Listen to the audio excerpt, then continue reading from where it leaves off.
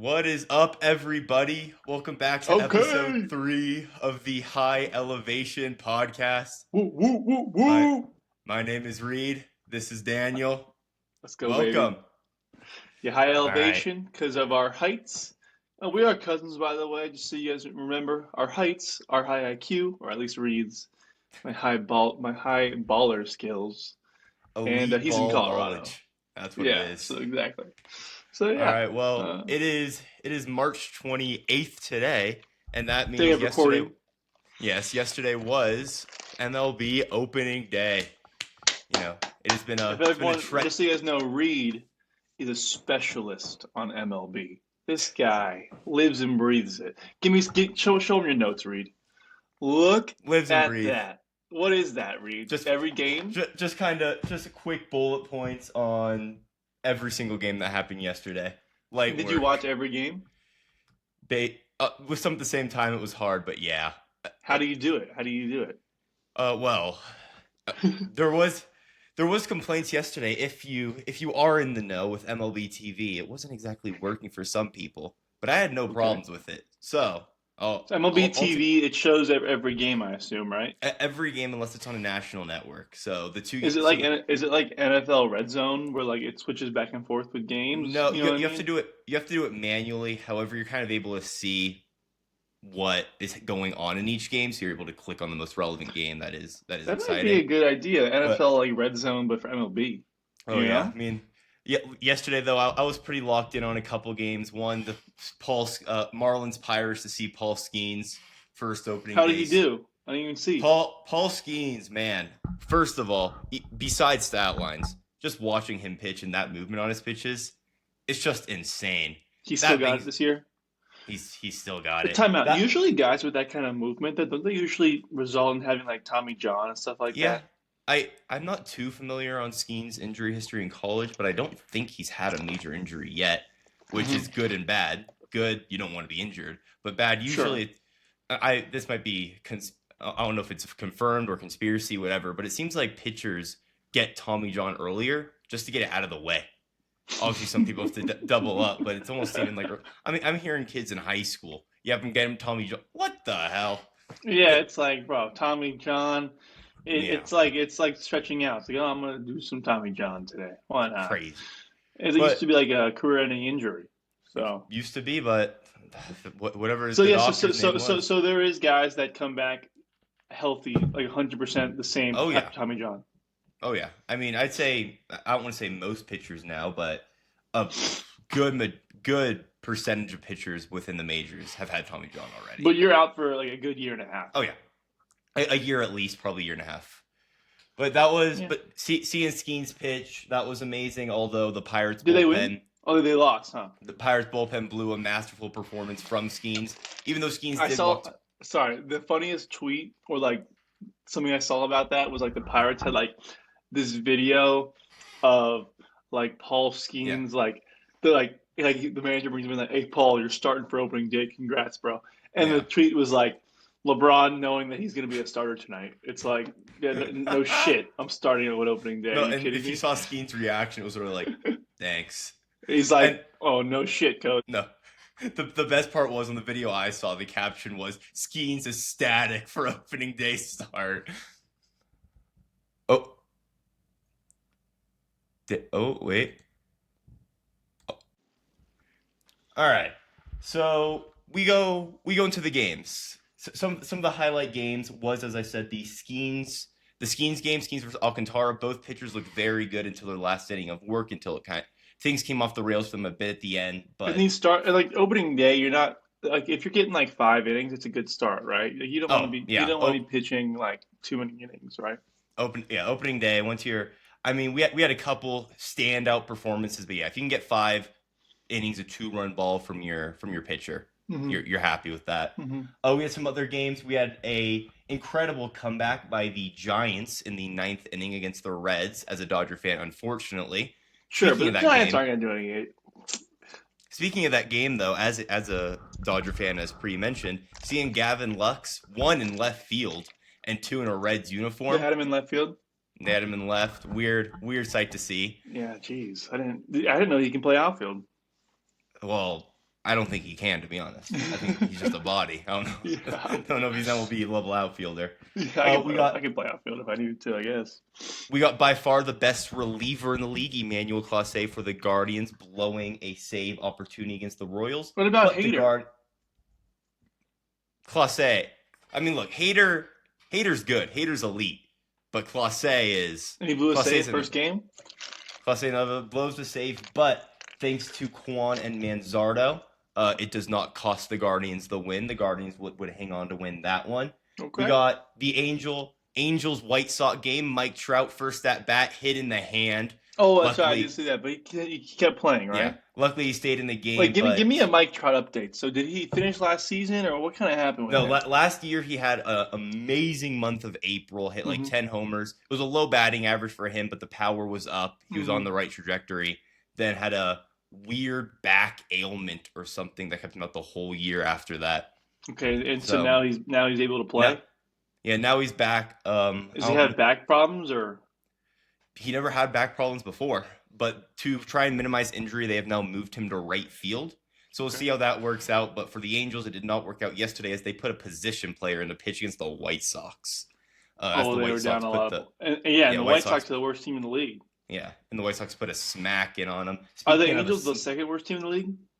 I'd say Marlins, even though they won yesterday. Mhm. But I'd say White Sox, Rockies, Marlins. They're then maybe fighting for that Angels. first pick in the draft. Yeah. Then speaking of beatdowns, though, we got the Orioles putting up a crooked number against the Blue Jays, winning by like 10 runs. All right. Both Rutschman and Mullins with 2 home run games. We got Devin Williams in his first game with the Yankees, getting a save against his former team right away in the Milwaukee Brewers. It was a rough save, gave up a run late. And then, I guess to cap it off before we go into the Dodger game, seeing Juan Soto in a Mets uniform. Seeing Juan Soto in a Mets uniform, $765 million man now, highest contract, which is, by the way, I know Soto, in my opinion, I think is the second best pure hit. He's the best pure hitter in baseball. I think he's the second best offensive bat, only behind Judge. I'd say Ohtani's probably 3 with purely the bat. Mhm. Let's look. You've hit Ohtani. I know Ohtani still has an higher annual AAV. I just don't see how $765 million makes sense for Soto. How much a I know year? he's great. How much a year is he getting? What is it? 765 divided by 15. 15 believe it years. is. Jeez. So something in the 40s, I think. I'll do the calculator real quick. 765, Yeah, let me just make sure the amount of years. 51 mil a year. And I think it's like different staggered 50. for each year, but on average, that's Yeah. a lot. I mean, he's had a lot of hype after last year. He had a great year last year, kind of set him up. So I think a team like the Mets who loses in the playoffs, they think, oh. I mean, Mets So we are need- And I think also Ohtani being so good last year maybe helped him. Just like having like that star on your team. yeah. The Mets Because might be imagine like, oh, we Ohtani need to gets have the star. $700 million and Yeah. then just absolutely shits the bed. Mhm. He'd be like, whoa. So I think Ohtani did set a precedent. But guess what? Juan Soto doesn't pitch. Exactly. I Like, Ohtani has like 2 things he could he has. Yeah. So if he's bad on one thing, he's good on the I mean, other if thing. you really think about it, Shohei Ohtani's really only a $350 million man. Mhm. He's just a $350 million pitcher, and he's a $350 million hitter. Or Mhm. unless you want to say one's more valuable than the other. But either way, he's not $700 million on one side of the ball. It is for both. And isn't whereas Soto So- like one of the worst fielders in the majors? Some, by the grace of God, aka people who don't know sports, he was somehow a Gold Glove finalist a couple years ago. But yeah, he sucks. He's a below average defender. You're paying him for that bat, and don't get me wrong, that bat is elite. How's his I'm speed? sorry. He's not. I mean, he's not slow, but he's not fast. He's average, I And think. has he been a good hitter since he started in the MLB? Oh yeah, he came out, and I know I immediately said and some other baseball experts, and honestly, just watch the kid play. Mhm. He was amazing right out the gate. Was he good out of like college or high school, whatever? Well, Or did he he play came in from the Dominican, Dominican or- Republic, Mhm. I believe. I know he's international, and he spent one of the shortest times ever in the minors. Okay. But yeah, he was very highly touted prospect. Okay. and his sprint speed's in the 36th percentile, and you want to be 100, so Yeah. it's not great. He's got a good arm in the outfield, but 13th percentile in range. Not you're getting him for the bat, and the Now, was bat he is getting other offers, or was it just the Mets that offered that? Mets and Yankees basically. Same offer. I think Yankees were a little less. I think it was, if I could be wrong, but I think it was higher AAV, but for less years. So it was less, or it was the other way around. It wasn't, or it was the exact same, but it was like Didn't he strike out in the clutch yesterday? Yes, and that's what I was going to go into. That he had a great game up to that point. I think a hit and 2 walks. But they're down 2 runners on the corners. Hader strikes him out.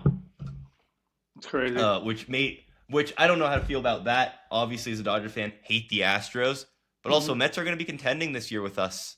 Don't want them to have any momentum. Now, does Soto struggle at all versus lefties at all, or no?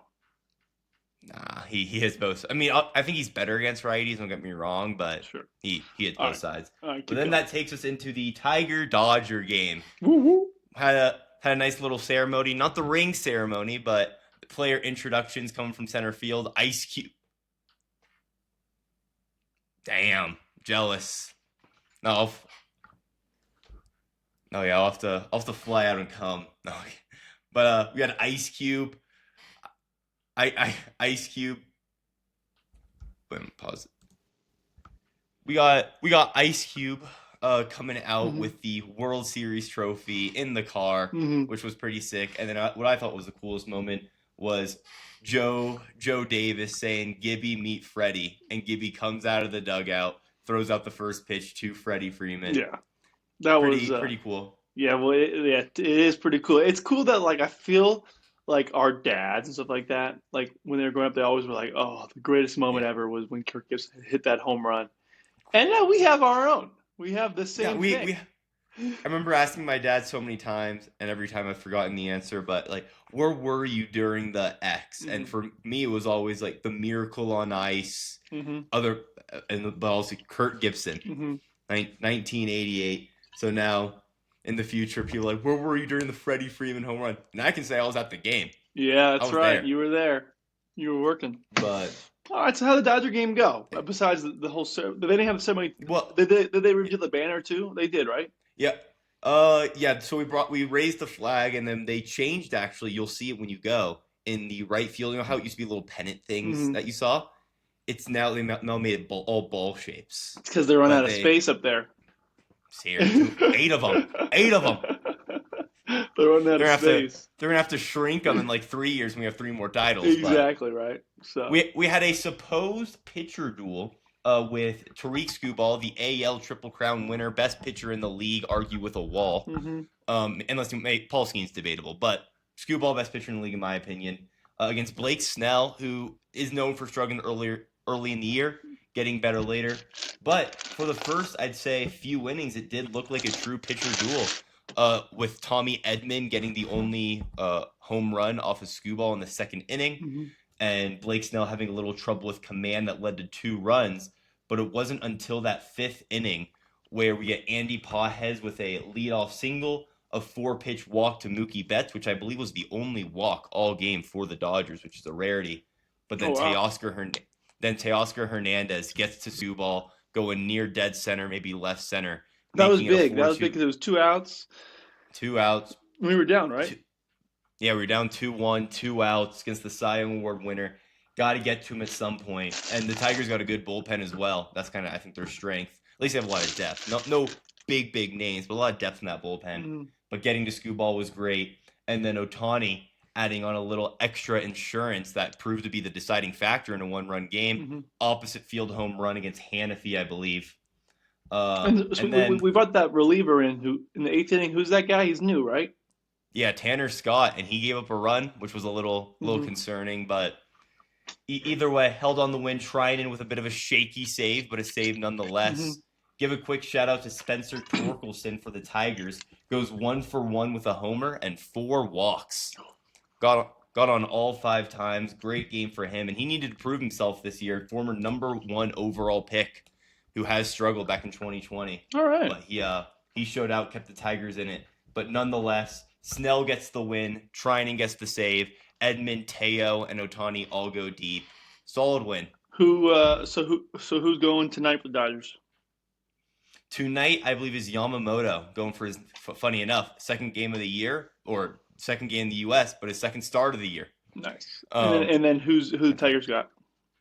They got former Dodger Jack Flaherty. Oh, nice. I wonder with how they do the ring ceremony, Flaherty's gonna go out of his routine, get his ring real quick. That's cool. And then go back out warming up. But I'm glad Flaherty can be here for the ring ceremony. I know he didn't have a great Game 5, but nonetheless, he was the starting pitcher for the final game of the year for us exactly. in the World Series. Didn't he pitch Game 2 also? Game 1. Game 1. And the Freeman game, but don't forget, he had, I think six innings of only 2-run ball, and that 2-run ball was Stanton hitting 20,000 miles into left field, but don't need to talk about that. However, it's set to be another good pitching matchup today, but we'll see. Betts hopefully feeling a little more healthy. Freeman, who had a horrible game, hopefully he's feeling a little better. Yeah, I'm calling a Freeman big game tonight. Yeah. How did Freeman do in Korea? All right? Freeman did not play in Japan. Oh, at all? He was out with... He flew to Japan, thought he was going to play, but then his ribs were bothering him, so he was out. No, yeah, I think Freeman has a big game tonight. I do want to talk about I think he's on the Orioles. He has hit a home run on opening day for 6 straight seasons. What's his name? Tyler O'Neill. Yeah, shout out Tyler O'Neill. That dude, Crazy. 6 straight opening days, the opening day GOAT right there. How can you not have him on your roster if you're doing that every opening day? For his career, I don't know what the MLB equivalent is, but he's going to sign a 10-day contract just so he can play opening day, then they're going to cut him every year. Yeah, turn into Babe Ruth on opening day, this guy. Dear God, good for him. Extended the streak. And he's done it for so many different teams, too. I know. So Cardinals, Red Sox, and now Orioles? Yeah, there was like a bet. I follow like these betting accounts, and they're betting. Everyone was betting on him to hit a home run in this game. But it's like crazy odds, and he did it. People are going nuts. So it's cool. Crazy. All right, should we move on to the Lakers? I don't want to, but I guess. So listen to this. So obviously yesterday was a big sports day. I'm watching the Dodgers opening ceremony. I'm watching March Madness. I'm watching Lakers. Lakers I was kind of like last priority. But I was like, okay, I'll watch Lakers. I actually had like $20 in the Lakers. I was like, I'm going to bet Lakers tonight because they should have won last game by a lot. This game, I'm going to bet them, right? So cool. That about 15 the whole game. Let's go. I turned the game off. Because you thought it was over? Because I go watch the Dodger game or whatever other game was on. Yeah. Well, all I know is Reeves closed it down. I'm like, okay, cool. We're up by 10 seconds left. LeBron, he is in his head. Stephen A. Smith has gotten in this guy's head. Let's see. So they come down. The Bulls hit a 3. They go up. They go down 2. LeBron rushes to inbound it and just throws it to Reeves. LeBron, maybe you should be the one catching the inbound pass because you're the star, right?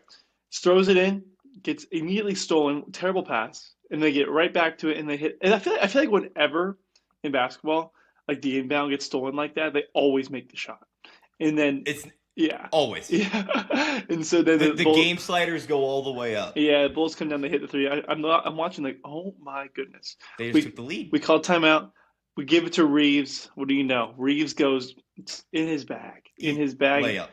Bails out LeBron. Here comes the Bulls. We give him a free. I'm thinking game's over. Exactly. Giddy. We give him a free open lane, and then they hit it. It's ridiculous. Josh Giddey. To be honest, it was one of the craziest endings I've ever seen live. I mean, I know there's all the personal controversy with Giddey we won't get into, but when that trade was made for him and Caruso back in the offseason, everyone was saying, what the hell are the Bulls doing? Mm-hmm. Caruso is so... And don't get me wrong. I think this is... At the time, I'm like, I think Josh Giddey... Again, I know the personal stuff. Mm-hmm. I think he's a damn good player. Mm-hmm. I think he's like a baby Doncic, that same style. He's nowhere near that talent. different pace kind of thing. Different pace, just fills up the stat sheet. Mm-hmm. Good facilitator. I'm like, this guy's a good player, and sure enough, he's had a breakout year this year. And that's no shame to Caruso. Caruso's doing his thing in Oklahoma City as well. Mm-hmm. But so I didn't know that they traded for each other. So basically, the Thunder initiator or the Bulls. I don't know who the initiator was. I just know people were pissed at the Bulls. It was a 1-for-1, no picks or anything like that? I'm almost positive 1-for-1 Caruso for Giddey straight up. And they're very similar players But too, man, so that's a little weird. yeah, but trade so far has worked out for both sides. Are the Bulls Giddey a hits the playoff team? stupid. I think they're a play-in team. Yeah, I think they'll make the play-in. I don't think they'd make it in the West, but in a weaker East, they'll make the play-in, and anything can happen. But they don't have DeRozan or Levine anymore, so they got Kobe White and Giddey. Those are Vucevic is still on the team as well. Mm-hmm. You got some guys there, but it'll take a miracle to make a run. But we'll see what happens there. But I think you mentioned earlier Stephen A. maybe in LeBron's head a bit.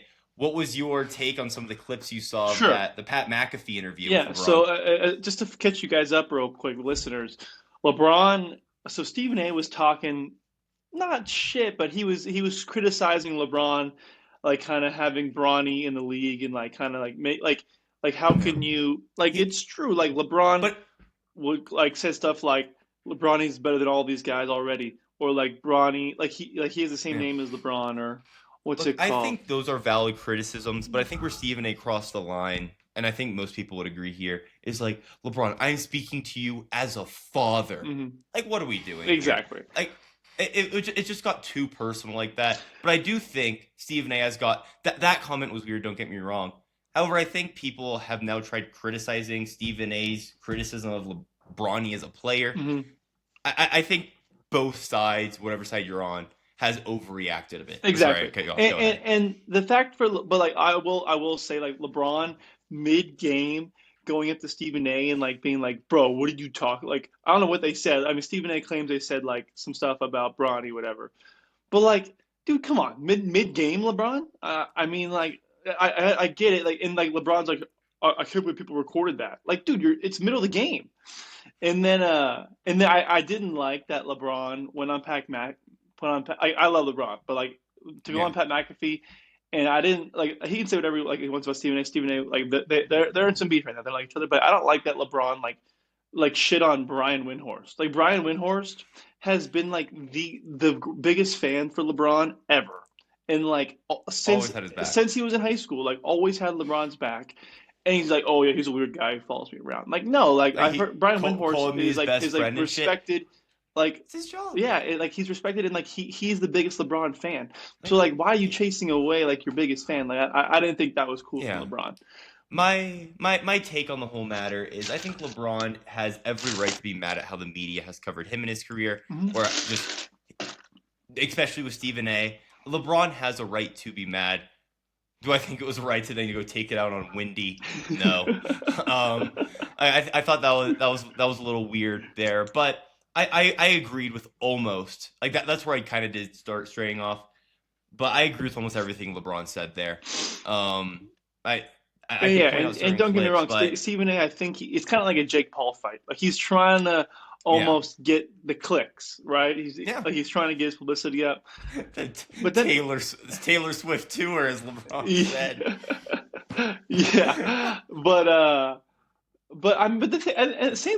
same thing though. Stephen A.'s like he doesn't need more publicity. Like he's already like the number one podcaster. What made $100-something million contract? So it's a little sad because I feel like there's a lot of LeBron fans and a lot of Stephen A. fans, and so like they don't. It's putting some fans in a hard place, and it's just you don't want to see it as a fan, but it is what it is. I said something else to say, but I forgot what I was going to say, but yeah, like LeBron didn't play very well, so I will say that.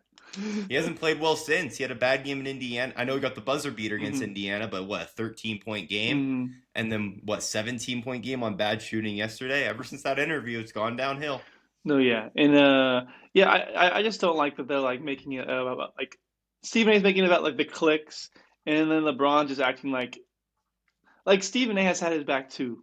Like, yeah. And then Stephen A went on First Take the next day, and it's clear Stephen A just missed the whole plot as well of what LeBron was trying to do. It's almost like Stephen A forgot what his own comments were, why LeBron was mad. He's like, we can criticize people's game. It's just and like he started saying that like he wasn't at Kobe's thing as a father. Yeah, and like he's like, LeBron wasn't at Kobe's thing, and then LeBron actually was there, but then like wasn't photographed. I'm not sure what the situation is. Stephen A posts like an apology on X. It's just look. I think it's getting way too personal, way too emotional. especially on Stephen A's end. But again, I think Stephen A's purposely doing this. Stephen A knows this is going to make him a ton of money. Yeah. Knows it's a ton of publicity. Knows all press is good press. Like And Stephen A LeBron's knows giving what he's back to him, doing. though. Yeah, I Stephen A saw- knows what he's doing. I saw but Kevin Love I don't posted something that was funny. I forgot what it was, but Kevin Love on his story was posting something that was really Let me funny. check. I know. Did you see LeBron's story of LeBron posting this, or like actual post on Instagram where he's posted the Stephen A boxing clip? Oh, I did see something like that. It's like That was funny. dude, these guys are being little kids, and LeBron's at a point where he's like 40. He's like he doesn't even care. He doesn't care. He's like whatever. Like, why would you care? He doesn't need to care. He's a billion-dollar man right there. So yeah, I mean, so it is a little annoying seeing that stuff, but I mean, it's taking over the sports media, and like clearly people are watching it. So and clearly LeBron cares about what people say about him. This wasn't to say. I think I was gonna ask, do you think that this is LeBron kind of doesn't like him because he's kind of swayed the belief of him not being better than Jordan throughout his career? I know that was the point Stephen A made. Hmm. I gotta go with no. I don't think so, but if it somehow came out and said, yeah, if LeBron then one day came out and said, yeah, it pissed me off, it also wouldn't surprise me. Hmm. But I'm gonna go with no. I think it is because I think LeBron just thinks he's been treated unfairly for too long. Mhm. Thought stuff got too personal with his friends, or not friends, with his family, and it reached a boiling point. But you never know. All right. And then So I'm interested to see how that continues. yeah. The final thing I wanted to get into, though, as you said, we're so much stuff watching. March Madness. Hmm. Some pretty boring games yesterday, with the exception of Arkansas, Texas Tech. Arkansas, John Calipari blowing a, what was it, 16 Oh, 20 sorry, point sorry, lead. sorry. Before we continue, the Kevin Love story was Yeah. like Stephen A right now, and it was like a montage of Stephen A being like, "Stay off the weed," and it was like Stephen A is the guy who stay off the weed because he's tripping. Yeah. No, that's it. Kevin Love, a character right Yeah. there. Oh boy. It's a March I Madness. also Let's talk saw it about was funny. Kevin Love posted something where LeBron posted a picture where it was like 77 plus 23 equals 100. Yeah. And then Kevin Love says something about his number is 0, being how much you contribute yourself. So Pretty- funny with guy. March Madness, we had an update on our brackets. The ones that Brackets my best bracket, I needed like the 4 games yesterday. Every single game was the opposite of what I needed, and it was pissed me off. Really? Nah, well, I mean, Brutal. I had no, yeah, it was one bracket. I had Arizona. I didn't have Alabama, and like I was like hoping that like BYU won, so like other people wouldn't get the points to catch up to me. Yep. Of course, Alabama wins like easily. So yeah, I've been waiting for that upset, and there hasn't really been the big one. There hasn't really been one. I mean, Arkansas beating St. John's was big. that I was guess, big. And That was big. McNeese over And then Clemson. Arkansas should have won again. That sucks. Yeah. I'm a big Calipari guy, and I was cheering for him. So that's his Yeah. name, right? Calipari, yeah. Yeah, John Calipari. Mhm. Now, unlike you though, my brackets, I was a big fan. We had Duke over Arizona. We had Bama over BYU. Up here, we had Florida over You Texas Maryland. Tech too? Oh no, you No, don't we have had that. St. John's. Okay. Unfortunately, we had St. John's. What do you but rank all time? Didn't matter. what do We you are rank in- 98.6 percentile. That's So good. How many people have these go to brackets? It's funny. My bracket was like a 99.1%, and then like after like 2 games later, I was like 6 millionth ranked in like 90%. I was like, bro, what? A torrential collapse. But today- How was our bracket that we did together doing? Check in on that. That one I think is in the bottom of the dumpster. Yeah, let's check it out. Let's check it out. You see, if Michigan State makes a run, we'll be good. Actually, didn't we have We will be. Arkansas in that one Let me check. in the championship game? Huh? This one, where is ours? This was ours. We had. Oh wow, we have Ole Miss going far like that. Wait, how do I? Oh, we have them. No, let me. I want to get to the point. I can't find the button. Why is it? I don't know why it's formatted like this, but regardless, weird. Anyways, we have Auburn over Michigan. Okay. We had Duke over Arizona, so that was a win for us. Nice. But we had Wisconsin advancing, but they got out early, That unfortunately. ruined my other bracket too. Yeah. In this game, we have Michigan State. We had Iowa State in this game, but we have Michigan State advancing, so Okay. we're still in on that. So, And for our bracket, we need Auburn to win, and we need Michigan State to win. Who's our Final Four again? Our Final Four is Michigan State. It was UConn. Oh, that was our dream. Oh. Tennessee, Wisconsin. So we still got Michigan State and Tennessee. Yikes. In the Final Four. Who's the championship game? Michigan State versus Tennessee. Okay, good. Michigan so State both of our winning it all. championship game people are still alive, so that could happen. Hey, that's what really matters at the end of the day. Yeah.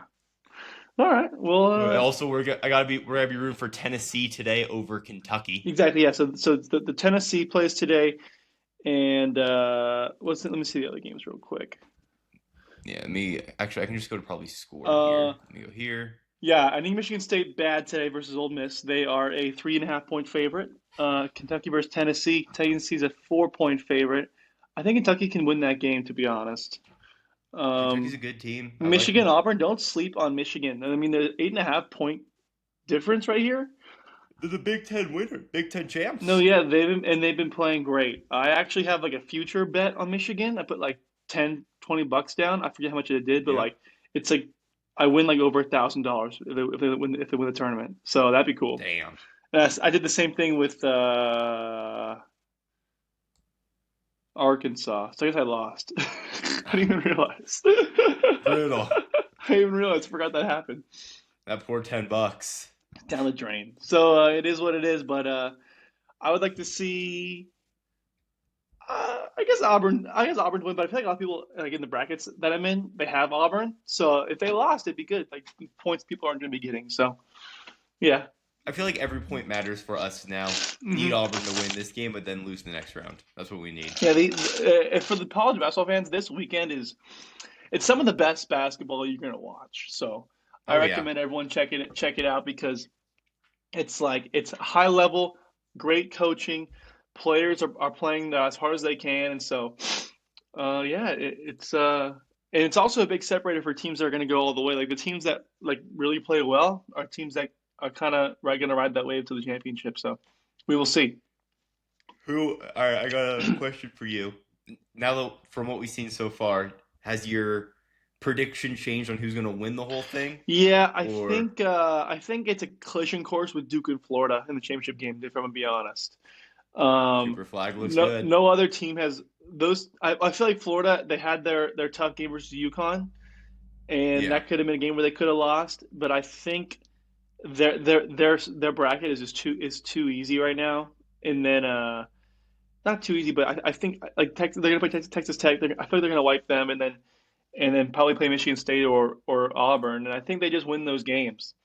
Duke and I think I think there's no team that can beat Duke as well. They got to go up against Bama next. Mm-hmm. That's a weird one because obviously Alabama plays like an NBA style, right? Yeah. Where they I think they had they set a record for the most three pointers made in an NCAA game. I believe so. And they shot like 53 pointers. I did see a stat like if Alabama didn't have one single 2-pointer count, they would have still won the game. How crazy is that? Damn, really? Yeah. Holy shit. How crazy is that? So like they are a run and gun team. And those teams, it's almost unbeatable if they're hot. Exactly. And I think sometimes, I mean, maybe Duke, they're good enough to not fall into the trap, but they fall into like a pace trap with this team. It's like when teams play that fast, sometimes the opposing team, they like say a team like UConn or so just like a team that wants to slow it down and run their action. Like sometimes the players just naturally when the game's going that fast, they don't get into their action. They start throwing up shots as well, and that's not these teams' games, which goes to Alabama's favor. So I don't know. We'll see. Yeah, I think it comes down to Mark Sears, their guard. He's by far their best player. Mm-hmm. He plays well. He's hitting his threes. Anything can happen. He also leads the team in assists. So they're no joke. They're no joke, and he has a lot of tournament experience as well too. So we will see. But I think Duke is. Arizona's a good team. Flag, you got Proctor. Arizona's a good team, and they took care of them pretty good. So I mean, there was only a 6-point game, whatever it was, but I think Duke. they at least make that Final Four. When the Final Four comes around, like it's another I week mean, off and stuff. Like they things can happen. Like they they can have a beat them bad by shooting night. 7. They beat them by 7, and Caleb Love put up 35 points. Yeah, yeah, 35. So, Like good. Shout out Caleb Love. but He had a lot of pressure on him to play well, and and, he did. and Proctor put up 7. He had a horrible game. No, yeah, But he got flagged, putting never up really 30. the Proctor stuff. I mean, end of the day, when Duke was kind of needed some buckets, you know who they went to? They went to Flag. Flag was going ISO the whole game at the high post. He was doing his thing. So I think it's a collision course with Duke and Florida. Teams I would like to see is Michigan State has a chance. I think Yeah, even like a Tennessee has a chance. Also, don't sleep on Houston. I think Houston can easily make the final. I think they have a decent path to the Final Four, great coaching as well. and then all they Oh got to yeah, do is maybe have a Duke upset, or if they can beat Duke. So don't sleep on Houston. But I think it's going to be a collision course between Florida and Duke. I think Duke wins the tournament. So we'll see. I I don't have any contentions with any of that. I would say my one sleeper team is Big Ten champs Michigan. Yeah, yeah, yeah, Watch yeah. out for them. I think they're Never definitely still know. a chance for them, and I think that bracket that they're in is kind of the most wide open bracket. Yeah. But the thing is, Te- is Auburn was like the number one team going into it, and they just haven't really shown it. So people are kind of sleeping on Auburn too as well. I mean, I Auburn think this is the could game. easily win these. This is the game Auburn will show people. Like Exactly, if this is the maker Big Ten champs against Michigan, we'll exactly. see. So we will see, and I'm excited to talk about it on the next podcast, baby. Yeah. We'll see you. We'll see you guys on episode 4. Thank you guys for tuning in. Oh yeah, I appreciate you. You have a Peace. good day, baby. That's the You as High well. Elevation Podcast, people. Woo-hoo.